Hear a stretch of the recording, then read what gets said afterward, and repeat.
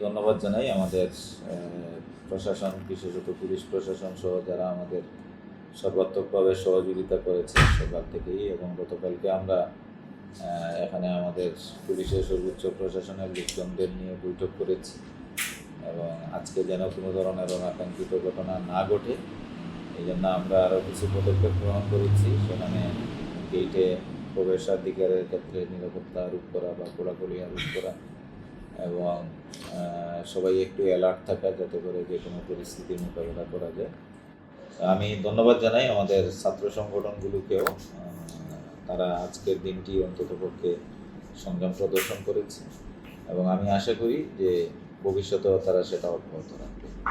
সেদিনের সংঘটিত ঘটনার পরিপ্রেক্ষিতে আমরা একটি তদন্ত কমিটি করেছি। তদন্ত কমিটি অলরেডি কাজ করছে এবং সবগুলা সিসিটিভি ফুটেজ বিশ্লেষণ করে তদন্ত কমিটি রিপোর্ট দেওয়ার পরে আমরা সিদ্ধান্ত নিব এই বিষয়ে কী করা যায়। আর আমাদের পরিস্থিতি পূর্ণাঙ্গরূপে শান্ত না হওয়া পর্যন্ত ক্যাম্পাসের ভিতরে সকল প্রকার সভা সমাবেশ এবং মিছিল এটা নিষিদ্ধই থাকবে।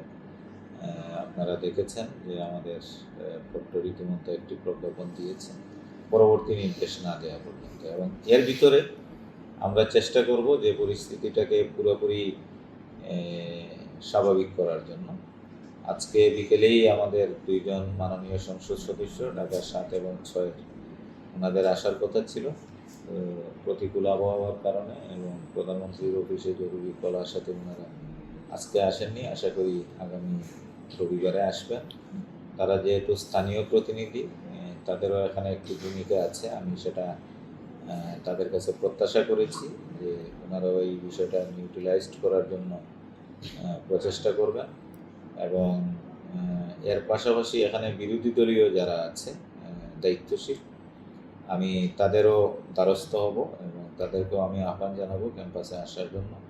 তো সবাই মিলেই তো আমরা একটা দেশ, এবং সবাইকে নিয়েই আমরা এই পরিস্থিতি থেকে উত্তরণ হতে চাই। এবং যে অনাকাঙ্ক্ষিত ঘটনা ঘটেছে এরপরে যেন আর মিনিমাম কোনো ধরনের অনাকাঙ্ক্ষিত কোনো ঘটনার সম্মুখীন আমাদের হতে না হয়। এই জন্য আমি আমাদের সাংবাদিক যারা, আমাদের রিপোর্টার যারা, আমি তাদেরও সহযোগিতা প্রত্যাশা করি।